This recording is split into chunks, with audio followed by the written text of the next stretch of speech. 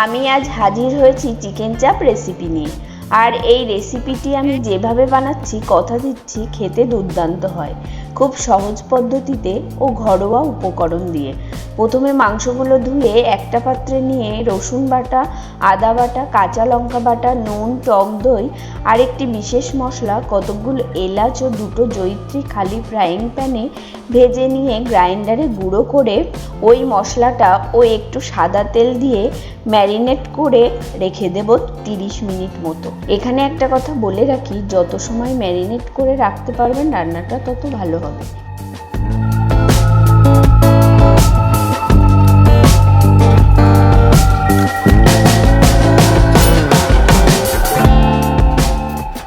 এবার 3-4টে পেঁয়াজ বেরেস্তার মতো কুচি কুচি করে কেটে নেব।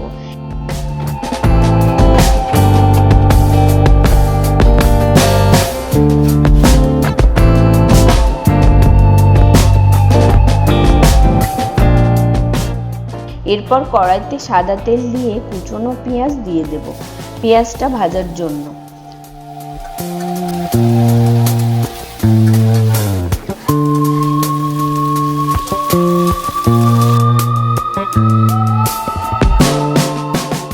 অন্য একটা ফ্রাইং প্যানে আরও একটু সাদা তেল দিয়ে পোস্ত, কাজু, বাদাম ভেজে নিয়ে ওই বেরেস্তার মধ্যে দিয়ে সাথে একটু জল দিয়ে ফুটিয়ে তুলে রেখে দেব ঠান্ডা হলে পেস্ট বানানোর জন্য।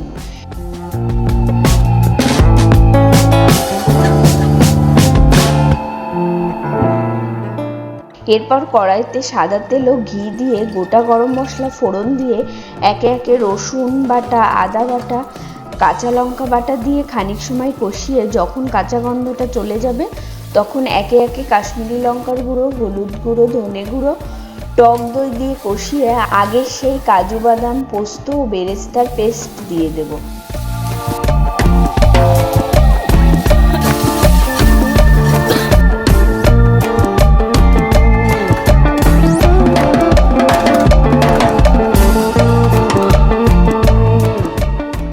তারপর খানিক সময় কষিয়ে নিয়ে ম্যারিনেট করা চিকেন দিয়ে দেব।